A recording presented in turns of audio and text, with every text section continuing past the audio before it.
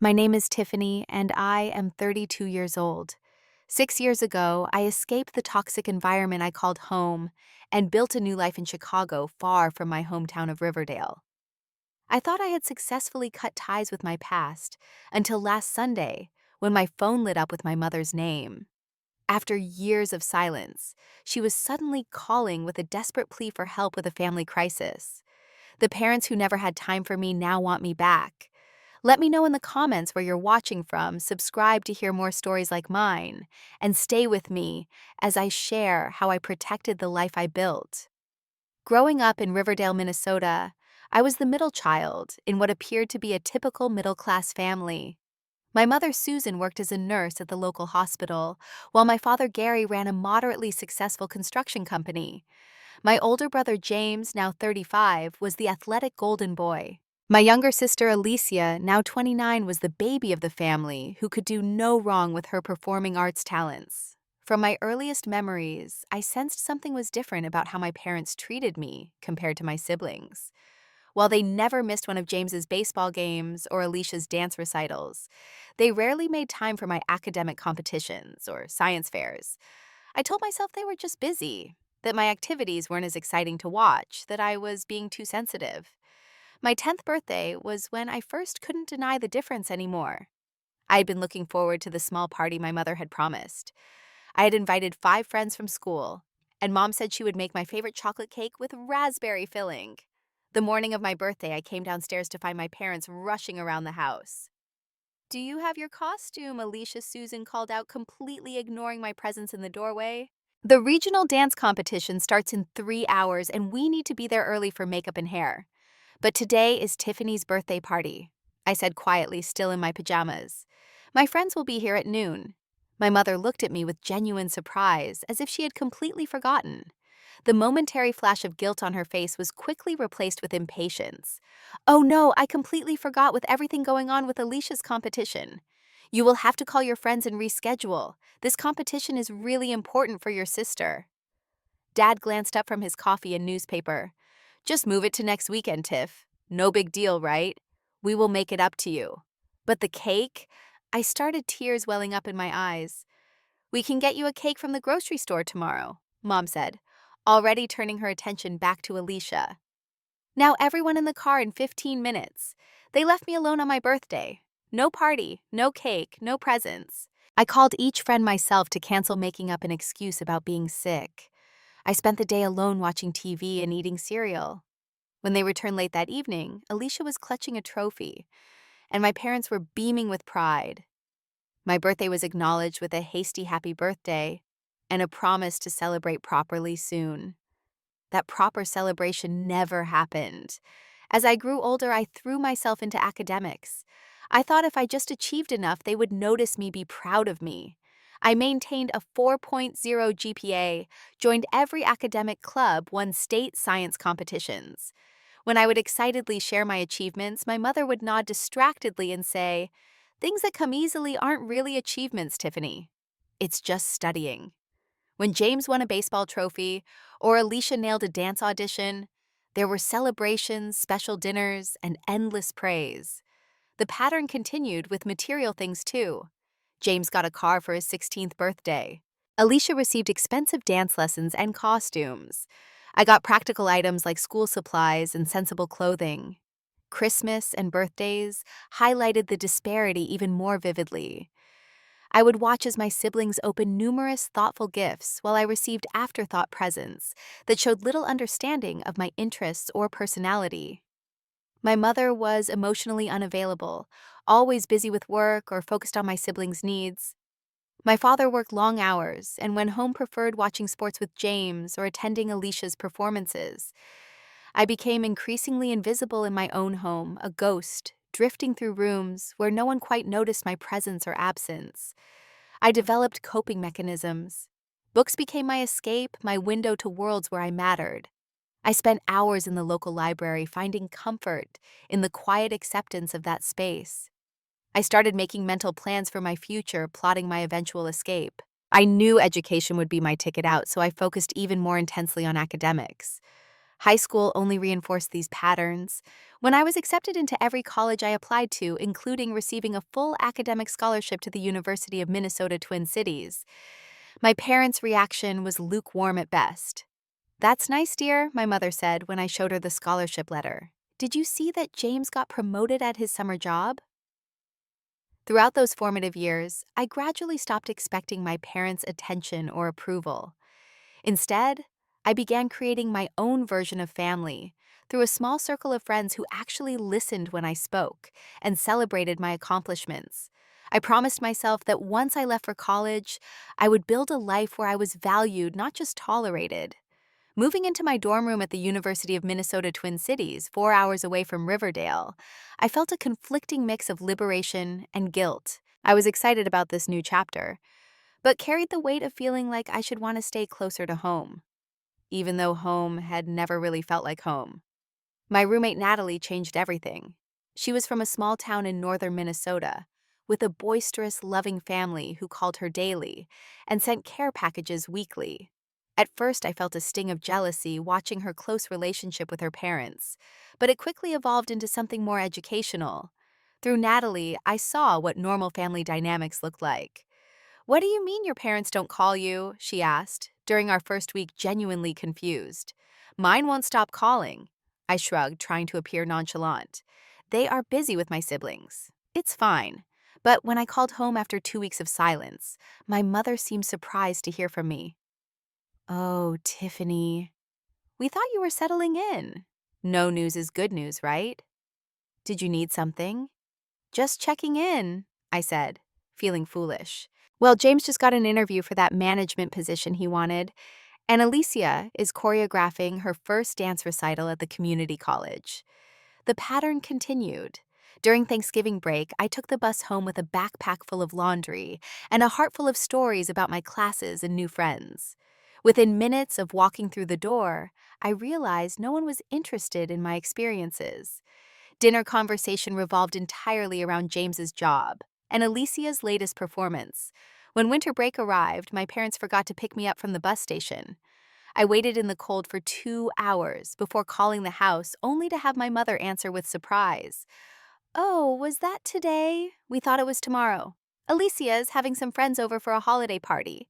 Can you take a taxi?" I returned to find my childhood bedroom had been converted into storage space with boxes piled on my bed and my personal belongings pushed into a corner. My mother seemed genuinely puzzled by my upset reaction. "Well, you're barely here anymore and we needed the space. You can sleep in the guest room," she offered, as if this was a perfectly reasonable solution. Despite the emotional neglect at home, I thrived at university. I declared a marketing major, joined the business club, and made the dean's list every semester. My professors noticed my talent and work ethic, providing the mentorship and recognition I had craved my whole life. Each small success built my confidence. Each word of praise helped heal a wound from childhood. The summer after sophomore year, I secured a marketing internship in Chicago. Those 3 months in the vibrant city showed me possibilities I had never imagined. I worked for a digital marketing agency with creative, passionate people who valued my input and encouraged my growth. My supervisor, Amanda, became a mentor, showing me what professional support looked like. For the first time, I felt truly seen for my talents and contributions. During that summer, my parents visited Chicago for a weekend on their way to a vacation in Michigan. I was excited to show them my work, my apartment, my life.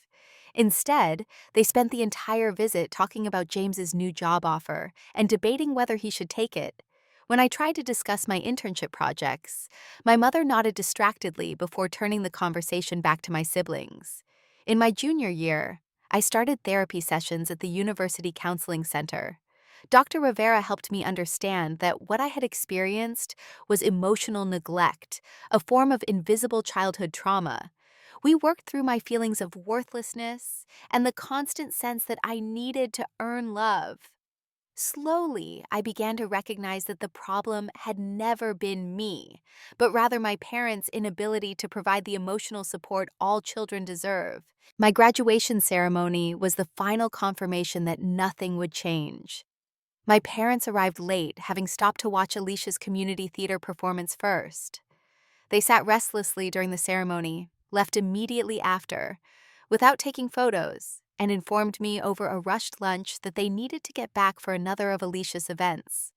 When I received a job offer from the Chicago agency where I had interned, I made my decision without consulting my family.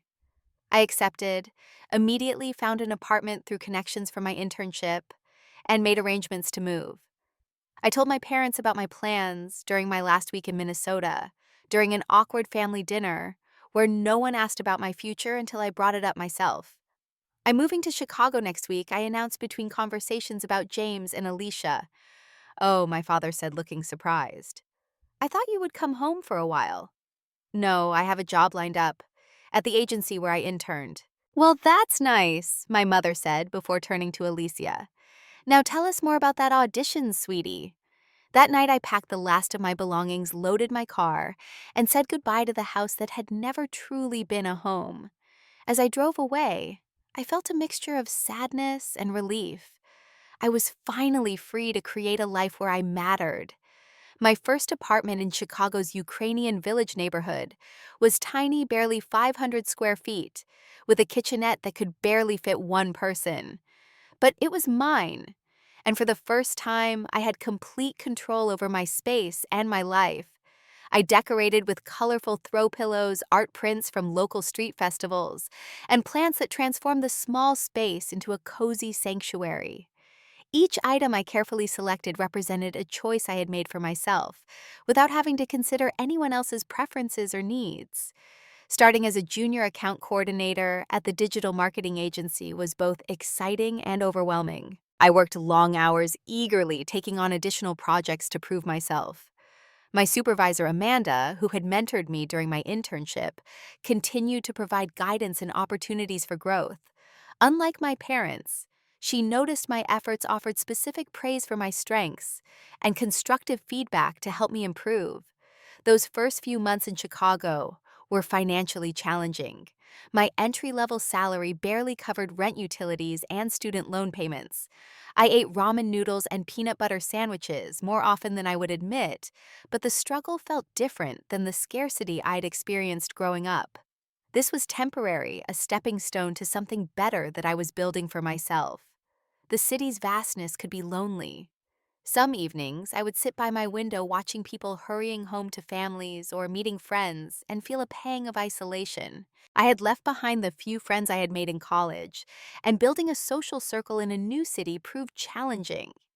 I called Natalie weekly, maintaining our connection despite the distance, but it wasn't the same as having someone nearby. The breakthrough came 3 months after my move, when I stayed late at work to finish a presentation. Deanna from the design team was also working late, and she suggested we grab dinner when we finished. Over Thai food and beer, we discovered shared interests in true crime podcasts and indie films. She invited me to a movie night with her friends that weekend, and suddenly, doors began to open. Deanna's friend group welcomed me warmly. There was Jordan, a kindergarten teacher with an infectious laugh, Miguel, a software developer who made the best homemade salsa, and Sophia, a librarian who always carried a book in her purse. They included me in weekend brunches, movie nights, and explorations of different Chicago neighborhoods. With them, I never felt like I was competing for attention or affection. There was space for everyone's voice, everyone's needs. That first Christmas away from family was both painful and freeing. I declined my parents' perfunctory invitation, knowing from experience that the holiday would center around my siblings. Instead, I attended Deanna's family gathering, where her mother insisted I take leftovers, and her father asked thoughtful questions about my work. I contributed my first attempt at homemade cranberry sauce, which was enthusiastically received despite being slightly too tart. Contact with my family dwindled to occasional superficial phone calls. My mother would call every few weeks, but the conversations felt like status reports rather than genuine connections. Yes, work's good, I would say. That's nice. Did I tell you about James's promotion? She would reply, launching into detailed updates about my siblings without asking anything meaningful about my life. After 9 months at the agency, I led a successful campaign for a major fitness brand that significantly increased their online engagement. This achievement earned me a promotion to account executive with a welcome salary increase that allowed me to move to a slightly larger apartment in the Wicker Park neighborhood. My new place had hardwood floors, large windows that flooded the rooms with light, and even a small balcony where I cultivated a container garden. I sent my parents an email about my promotion and new address. My father replied with a brief congratulations. My mother didn't respond at all. Dating in Chicago had its ups and downs. There was Kevin, a charming management consultant whose travel schedule eventually made the relationship unsustainable. A few forgettable first dates with men whose names I barely remember now. Then, at a neighborhood street festival that Deanna dragged me to, despite the threatening rain, I bumped into Daniel, literally spilling my craft beer on his shirt. "I'm so sorry," I gasped, mortified. He looked down at his wet shirt and laughed. "Well, this brewery's marketing strategy is certainly effective. I won't forget their name now that I'm wearing it." His easy humor and warm smile caught me off guard. We spent the rest of the afternoon talking under the shelter of a food vendor's tent as rain poured around us. Daniel was a high school history teacher who had grown up in Chicago's northern suburbs. He loved the Cubs with a passion I found endearing, collected vinyl records, and volunteered teaching ESL classes on weekends. Our first date was at a tiny Italian restaurant where the owner knew Daniel by name and brought us extra tiramisu without charging. Our second was a Cubs game where he patiently explained the intricacies of baseball statistics while I pretended to understand. By the third date, I was already falling for his kindness and attentiveness. What struck me most about Daniel was his family. When he eventually introduced me to them, I was overwhelmed by their warmth and inclusion. His parents, Barbara and Thomas, immediately treated me like I belonged. His sister Lydia asked genuine questions about my interests and career.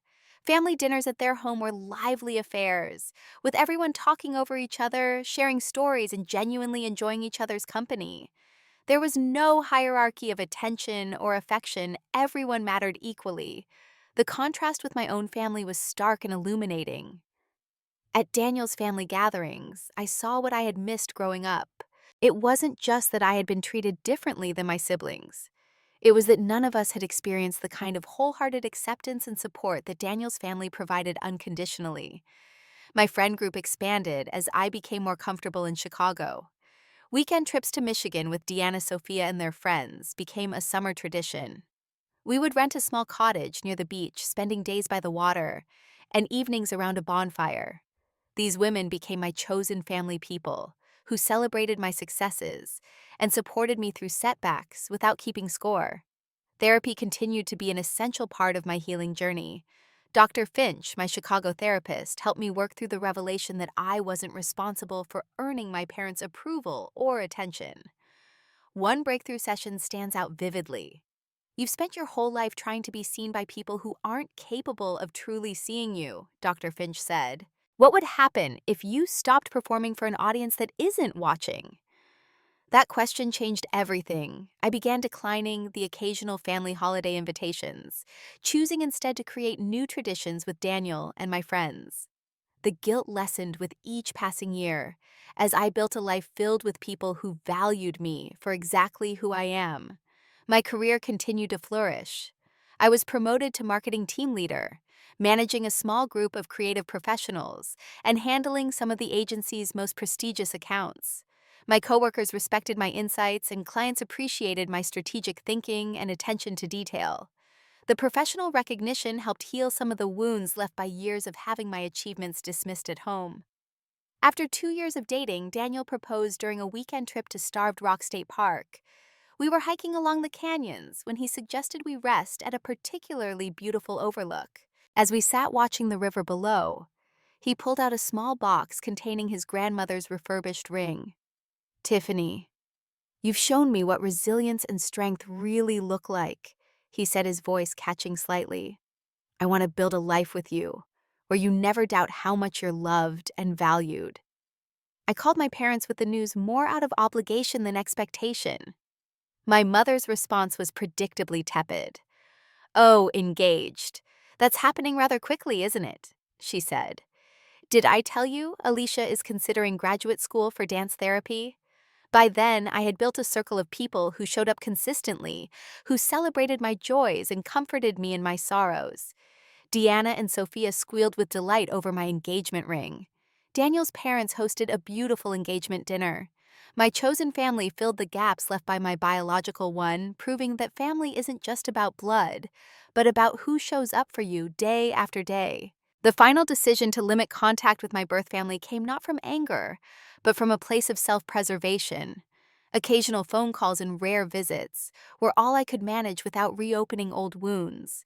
I had finally built a life where I mattered, surrounded by people who saw me clearly and loved me fully. I was no longer willing to chase the approval of people who couldn't or wouldn't give it. That Sunday morning had begun so peacefully. Daniel and I were enjoying coffee on the small balcony of our Lincoln Park condo, discussing our plans to refinish the antique dresser we had purchased at a flea market. The spring air was crisp but pleasant, with the promise of warmth later in the day. Birds chirped in the maple tree outside our building, and the gentle sounds of a city morning surrounded us. Then my phone rang. When I saw my mother's name on the screen, my heart skipped a beat. We hadn't spoken in almost 8 months, not since a brief, awkward call on my birthday. My first thought was that someone had died. "I should take this," I said to Daniel, who nodded with concern in his eyes. "Hello," I answered, stepping inside. "Tiffany." My mother's voice sounded different, ragged, tearful, and strangely vulnerable. Something was definitely wrong. "Yes. Mom, what's going on? Is everyone okay?" There was a pause, then a shaky breath. "Your father had a heart attack 3 weeks ago." The words hit me like a physical blow. Despite our strained relationship, the thought of my father in danger awakened deeply buried feelings. "Why didn't you call me sooner?" "Everything happened so fast," she explained, her voice quavering. "He's stable now, but the bills are piling up. The insurance isn't covering everything, and with everything else going on." "What else is going on?" I asked, a familiar tension building in my chest. The floodgates opened. James lost his job at the manufacturing plant when they downsized. He's moved back home with Lisa and the kids until he can find something else. And Alicia's going through a terrible divorce. That husband of hers left her with nothing but debt. She's back home too. I remained silent, trying to process this cascade of family crises. "The house, Tiffany." My mother's voice cracked. "We might lose the house. Between your father's medical bills and supporting James and Alicia, we're drowning. The bank sent a foreclosure notice last week." I'm sorry to hear that, I said, carefully, unsure where this conversation was heading. "Have you looked into assistance programs or payment plans for the medical bills? We've tried everything," she insisted. Then came the real purpose of her call. "We need you, Tiffany. Your father needs care during the day while I'm at work. James is looking for jobs, and Alicia is dealing with her divorce proceedings. We need you to come home and help." The request hung in the air between us. Come home, as if it were that simple. As if I could just abandon the life I'd built. "You want me to move back to Riverdale?" I clarified, disbelief coloring my voice. "Just temporarily," my mother rushed to add, though her definition of temporary remained conveniently vague. "Until your father recovers fully and James gets back on his feet. You could help with the bills too. That fancy marketing job must pay well." What struck me most was how she presented this life-altering request as an obvious choice, as if my career, my relationship, my home were all just temporary diversions that could be easily set aside for family obligation. She referred to my career as that fancy marketing job, and Daniel as that boyfriend, dismissing the pillars of my life as inconsequential. "But I have a life here, Mom. I'm a team leader at my agency. Daniel and I just bought this condo. I can't just leave." Her response cut deep, revealing how little she understood about my life or valued what I had built. "It's just a job, Tiffany. And I'm sure Daniel will understand. Blood is thicker than water. Family comes first." There was no acknowledgement of the years of emotional neglect, the lack of interest in my life, the minimal contact that had been their choice as much as mine. No recognition that they were asking me to sacrifice everything for a family that had rarely made space for me. I felt my body responding physically to the conversation, my heart racing, my stomach churning, my palms sweating. The familiar feeling of invisibility began creeping back, the sensation that my needs and desires didn't quite matter in the family equation. Daniel had come inside and was watching me with concern, likely noticing the color draining from my face. He mouthed, "Are you okay?" And I shook my head slightly. "I need to think about this." "Mom," I finally said, unwilling to commit to anything in that moment of shock. "I'll call you back." "We don't have much time, Tiffany," she pressed. "The bank gave us 30 days. We need to know if you're going to help your family or not." The guilt trip was subtle but effective, framing my hesitation as selfishness rather than self-preservation. I ended the call with a promise to think about it, though. Internally, I was already panicking at the prospect. As soon as I hung up, I burst into tears. Daniel was beside me instantly, arms around me as I explained through sobs what my mother had asked. The emotional floodgates had opened, releasing years of suppressed feelings about my family's treatment of me. They never cared about what I wanted or needed. I said anger mixing with grief. And now they want me to give up everything I've built here to bail them out. Daniel held me tighter. "Whatever you decide, I'm with you. But you don't owe them your life, Tiff. Not when they've shown so little interest in it." That night I barely slept, turning over the situation from every angle. On one hand, these were my parents, my siblings. Cultural and social expectations said I should help them in their time of need. On the other hand, they were asking me to dismantle a life I had carefully constructed, to return to a place where I had never been valued. The weight of the decision pressed on my chest, like a physical burden, making it hard to breathe. "What would you do?" I whispered to Daniel in the darkness. His answer was measured, thoughtful. "I think there's a difference between helping family and letting them consume you. You can support them without sacrificing yourself." Those words would become my guiding principle in the days ahead. The next morning, I called Dr. Finch's office and explained the situation. Her receptionist squeezed me in for an emergency session that afternoon. Sitting in the familiar office with its calming blue walls and comfortable couch, I poured out the details of my mother's call and the impossible choice before me. "What's most striking to me, Dr. Finch noted after listening carefully, is how your mother presented this request, not as a request at all, but as an expectation. There's a pattern of emotional manipulation here that's concerning." We spent the hour identifying the specific tactics being used: guilt about family obligation, dismissal of my achievements and relationships, urgency, creating pressure to decide quickly before I could fully process. Dr. Finch helped me see how these paralleled childhood patterns, where my needs were consistently subordinated to my siblings. "What if we reframe the situation?" she suggested. "If a friend called you with this exact same request, what would you advise them?" The question clarified things immediately.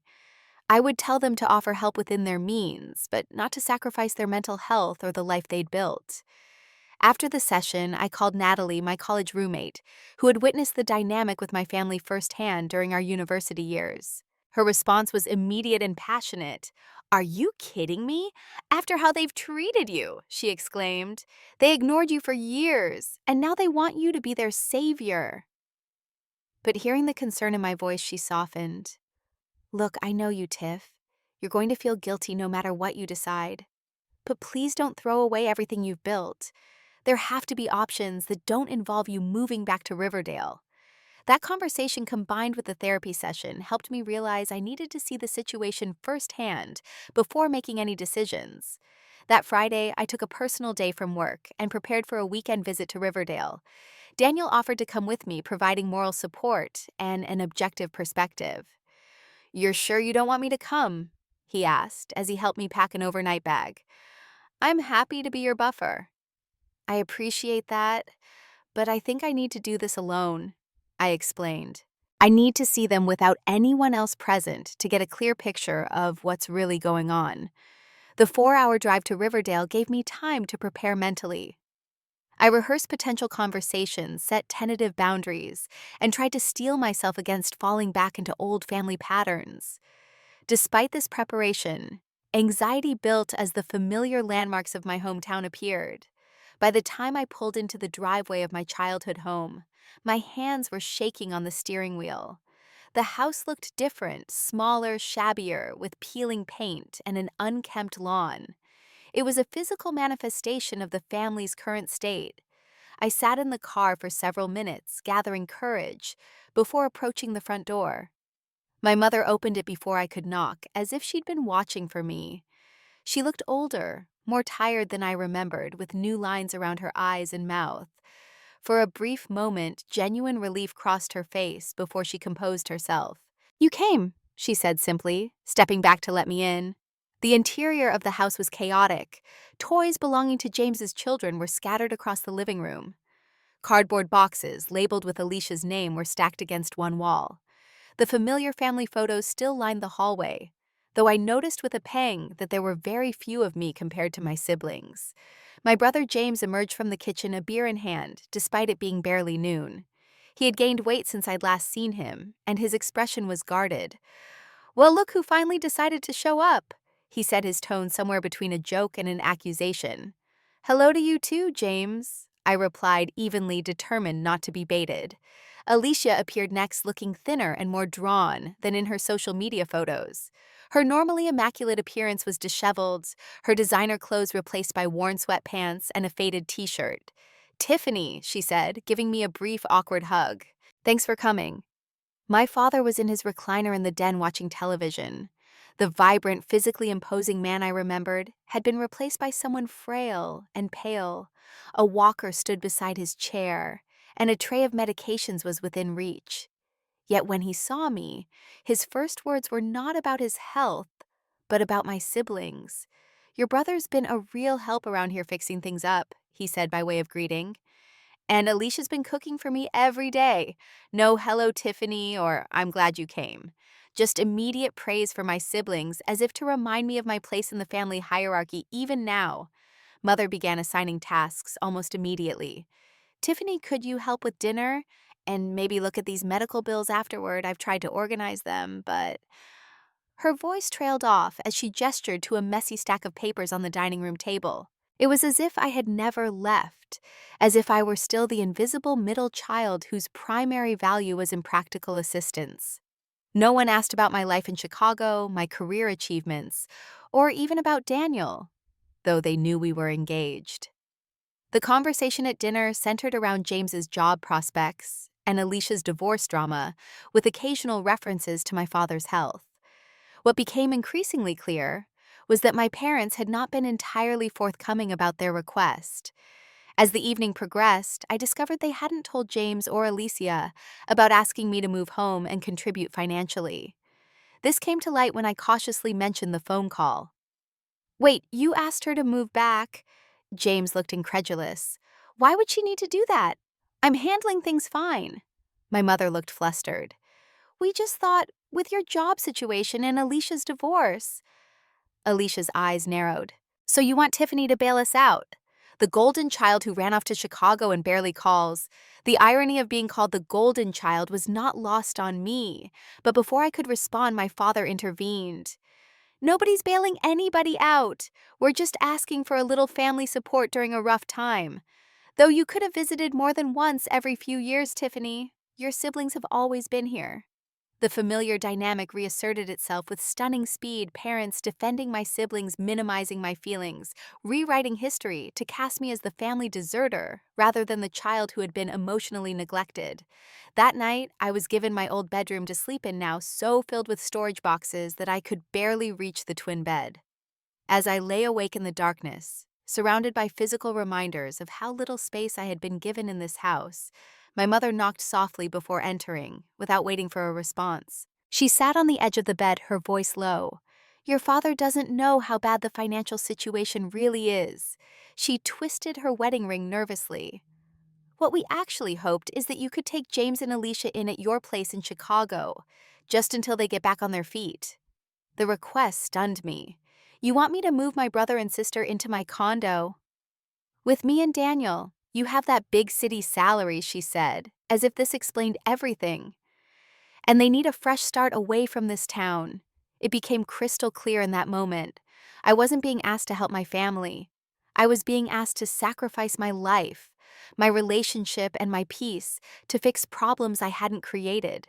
More disturbingly, my parents still saw me primarily as a means to an end, not as a person with my own needs and boundaries. "I'll think about it," I said non-committally, knowing in my heart what my answer would be. After my mother left, I called Daniel, desperate to hear a voice that valued me. "They want James and Alicia to move in with us," I whispered, still shocked by the revelation. Daniel's response was measured but firm.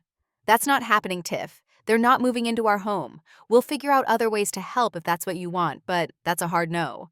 His certainty was calming an anchor in the emotional storm of the visit. I fell asleep holding the phone, drawing strength from the connection to my real life in Chicago. The next morning I woke early, my chest tight with anxiety. Without waking anyone, I slipped out of the house and drove to Jill's Diner, a local breakfast spot I had frequented in high school. I needed space to think, to breathe away from the suffocating atmosphere of my family home. As I nursed a cup of coffee and picked at a plate of pancakes, a familiar voice called my name. Tiffany Matthews. Is that you? I looked up to see Ms. Hartwell, my high school English teacher, the woman who had first encouraged me to apply to colleges outside of Riverdale. Ms. Hartwell. I stood to greet her, genuinely pleased to see a face that had always shown me kindness and recognition.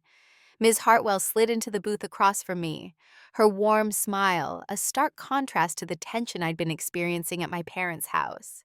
Though her hair was now more gray than brown, her eyes still held the same perceptive intelligence that had made her such an influential teacher. I heard you were doing big things in Chicago, she said. Marketing right, I always knew you'd go far. Her genuine interest in my life nearly brought me to tears after a day of feeling invisible in my own family home. As we shared breakfast, I found myself confiding in her about the current situation, the impossible request my family had made, and my struggle to find the right response. Ms. Hartwell listened intently, nodding occasionally. When I finished, she was quiet for a moment, considering her words carefully. You know, Tiffany, I've taught high school for 37 years, she finally said. I've seen generations of families in this town watched patterns repeat themselves over and over. The hardest and most important thing any of us can do is recognize those patterns and decide which ones we want to break. She stirred her coffee thoughtfully. Your parents are recreating the dynamic they've always had with you, expecting you to sacrifice yourself for the family while not acknowledging your worth. You have an opportunity now to establish a new pattern, one based on self-respect and healthy boundaries. Her perspective crystallized something I had been feeling but couldn't articulate. This wasn't just about one decision. It was about the relationship I wanted with my family going forward. What would you do? I asked, echoing the question I had posed to Daniel. I would offer what I can genuinely give without resentment, she replied, and I would be very clear about what I cannot give. Your worth isn't measured by how much you set yourself on fire to keep others warm. Her words stayed with me as I drove back to my parents' house, a new clarity and determination building with each mile. When I arrived, I found everyone in the living room, the tension palpable as they awaited my return. I would like to talk with everyone, I said firmly. All together. My mother looked alarmed, my father suspicious. But they gathered in the living room, my parents on the couch, James in the armchair, and Alicia perched on the ottoman. I remained standing, a physical representation of my refusal to fall back into old patterns. I love you all. I began surprisingly calm, despite my racing heart, and I want to help during this difficult time, but I need to be honest about what happened in this family and what I can and cannot do now. My mother started to interrupt, but I held up my hand, determined to say my piece. Growing up in this house, I was treated differently than James and Alicia. My achievements were minimized. My needs overlooked, my presence often forgotten. The three of you may have a different perspective on that, but it was my lived experience. James scoffed. Here we go with the victim story. Remember my 10th birthday when everyone went to Alicia's dance competition instead? I countered. Or how about when my bedroom was turned into a storage room while I was in college? Or the fact that none of you have ever visited me in Chicago or asked any meaningful questions about my life there. I listed specific examples, calmly and clearly standing firm despite interruptions. I watched as understanding dawned on my siblings' faces, perhaps for the first time seeing our family dynamic from my perspective. I'm not saying this to make you feel bad, I continued. I'm saying it because I need you to understand why I built a life elsewhere and why I cannot abandon that life now. I have a partner who values me, friends who support me, and a career I've worked incredibly hard for. My father, who had been uncharacteristically quiet, finally spoke.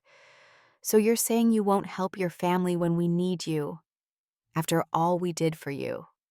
The familiar guilt trip might have worked in the past, but not today. No, Dad.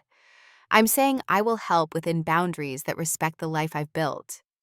I can contribute financially to a point we can discuss that amount. I can help research assistance programs for your medical bills and housing situation. I can visit more regularly to help with your care.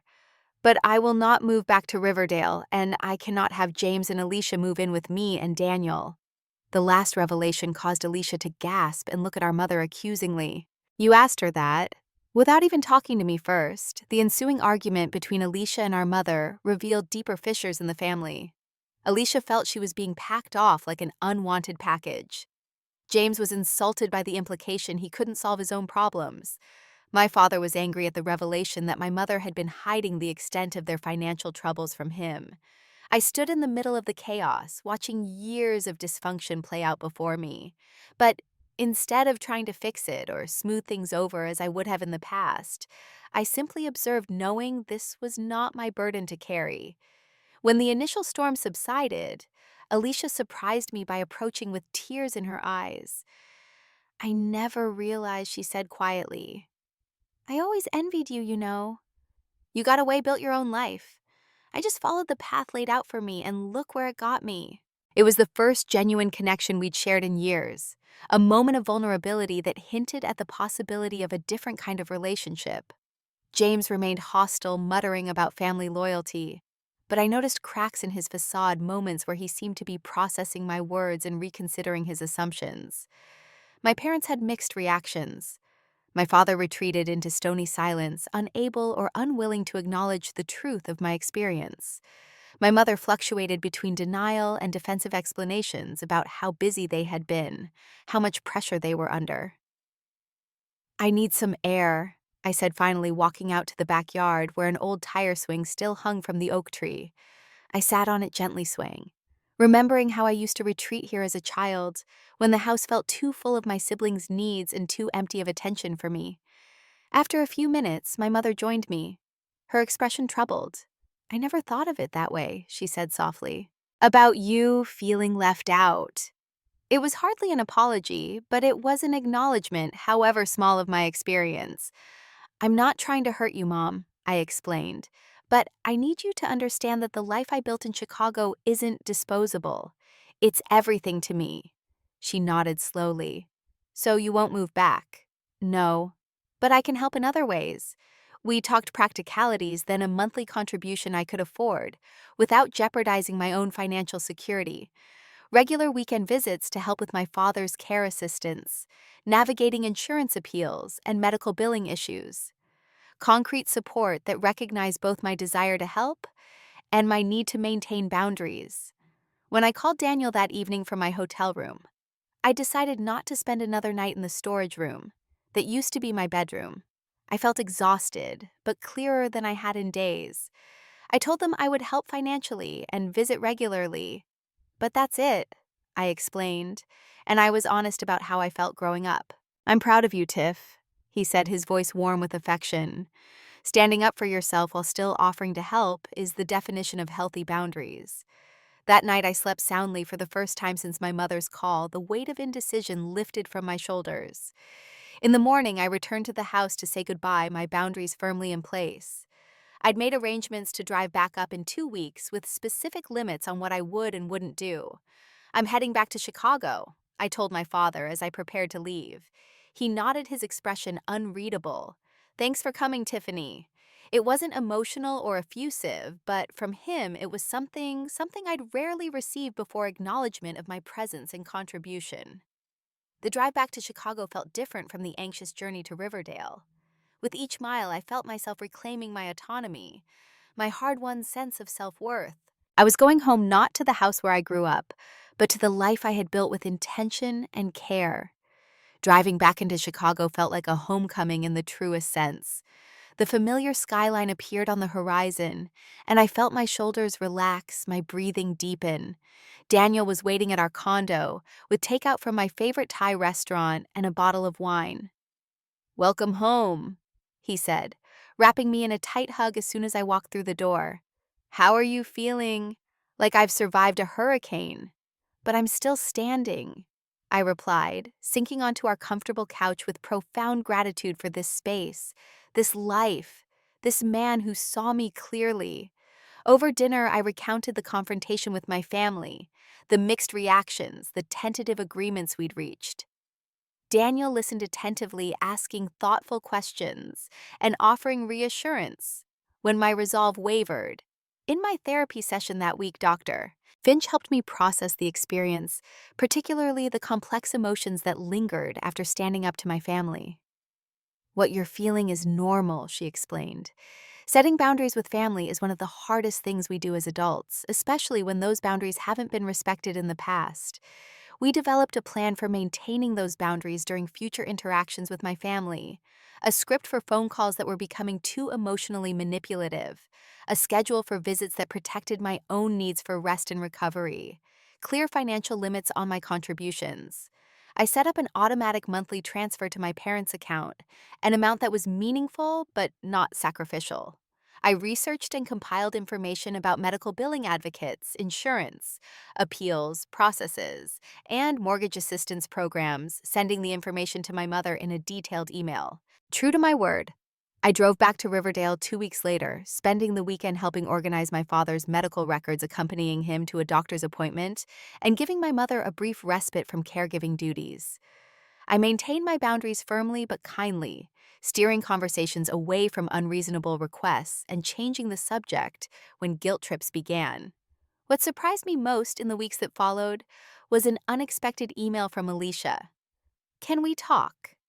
"Just the two of us?" she wrote. "There's a lot I never understood about your experience in our family, and I'd like to listen."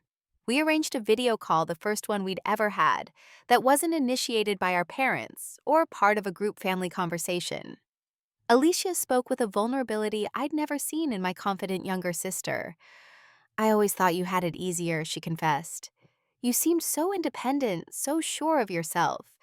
I never realized it was because you had to be." This began a cautious rebuilding of our relationship. We started having regular sister calls, sharing experiences and perspectives, without our parents as mediators. Alicia began to see the family dynamics with new eyes, recognizing patterns she had been blind to. As the favored youngest child, James was slower to come around. His pride made it difficult for him to acknowledge that his experience in the family had been fundamentally different from mine. But when he lost another job 6 months later, it was to me he reached out, not for money, but for help updating his resume and connecting with marketing contacts who might know of openings in his field. "Would you look at my resume?" he asked awkwardly. "You're good at this stuff, and I could use the help."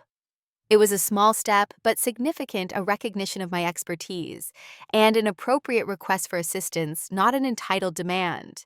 My parents made minimal but noticeable efforts to respect my boundaries. My mother began asking about my work, and occasionally about Daniel, though her interest often felt like an afterthought. My father remained emotionally distant, but acknowledged my contributions with brief thanks, which from him was meaningful progress. As Daniel and I began planning our wedding, the contrast between his family and mine became even more apparent. His parents offered to host the rehearsal dinner, helped us research vendors, and asked thoughtful questions about our preferences. My parents' involvement was limited to basic information about when and where they needed to be.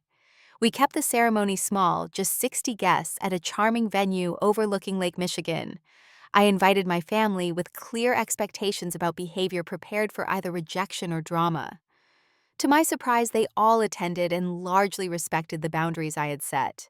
The most unexpected moment came when my father approached me at the reception, a worn photo album in hand. "This was yours," he said gruffly, "from when you were little. Thought you might want it back." Inside were photos I had never seen, dozens of images of me as a child that had somehow never made it to the family wall of fame. In one, my father was teaching me to ride a bicycle, his face alight with pride. In another, my mother was helping me blow out candles on a birthday cake. These contradictions made the healing process more complex. There had been moments of genuine connection and care in my childhood, scattered among the more prevalent experiences of neglect. Understanding this helped me move toward forgiveness, not because my parents deserved it, but because I deserved peace. During our honeymoon in Portugal, Daniel and I had a long conversation about family patterns and how we would approach parenthood differently if we decided to have children. I worry sometimes, I admitted, as we walked along a clifftop path overlooking the Atlantic. What if I don't know how to be a good parent? I don't exactly have the best model. Daniel squeezed my hand. You already know what not to do. That's half the battle. And you've built other models through friends' therapy, even my family. You know what healthy love looks like now. A year after my mother's desperate phone call, our family relationships had evolved into something more balanced. I maintained financial support within my means, visited every 6 to 8 weeks, and had clear communication boundaries. My father's health had improved. James had found stable employment, and Alicia was rebuilding her life post-divorce. Most importantly, I had maintained the life I had worked so hard to create. Daniel and I celebrated our first anniversary in the condo we had lovingly renovated together. My career continued to flourish with a promotion to Director of Client Services at the agency. My friendship family remained my primary emotional support system, providing the unconditional acceptance I had craved growing up. Therapy continued to be an essential tool for processing the ongoing evolution of my family relationships. Dr. Finch helped me navigate the complex emotions that arose with each interaction, the old patterns that sometimes threatened to reassert themselves, and the new boundaries I was learning to maintain. The journey wasn't linear or perfect. There were still difficult conversations, moments of backsliding into old dynamics, occasional resentment from both sides. But the fundamental shift had occurred. I had defined my terms of engagement with my family, and for the most part, they were respecting them. On a Sunday morning, much like the one when my mother had called with her desperate request, Daniel and I sat on our balcony drinking coffee. The parallels struck me forcefully: the same spring air, the same peaceful city sounds, the same maple tree now fully leafed out. But inside me, everything was different. I have lunch with Alicia next weekend. I mentioned watching a pair of birds building a nest in the tree. That's good, Daniel replied. How are you feeling about it? I considered the question honestly. Good, I think. We're finding our way to a relationship that works for both of us. It's not perfect, but it's real. And that was the heart of it. I had stopped expecting perfect love from people incapable of giving it. Instead, I had built a life rich with authentic connections, people who saw me clearly and valued me fully. I had learned to help my family without sacrificing myself, to offer compassion without enabling dysfunction. The deepest lesson in all of this was that family obligation isn't a simple matter of blood ties or cultural expectations. It's a complex negotiation between honoring your roots and protecting the life you've built, between compassion for others and care for yourself. I had finally found that balance, not by following anyone else's rules, but by writing my own definition of family duty. As the sun rose higher in the sky, warming our little balcony garden, I felt a peace that had been hard won through confrontation, boundary setting, and self-respect. The peace that comes not from receiving others' approval, but from accepting yourself fully and creating a life that reflects your truest values. Have you ever had to set difficult boundaries with family members who suddenly needed your help after years of neglect? How did you balance self-care with family obligation? I'd love to hear your stories in the comments. And if this resonated with you, please like, subscribe, and share with someone who might need to hear that it's okay to protect the life they've built. Thank you for listening to my journey, and remember that true healing comes from writing your own story, not following someone else's script for your life.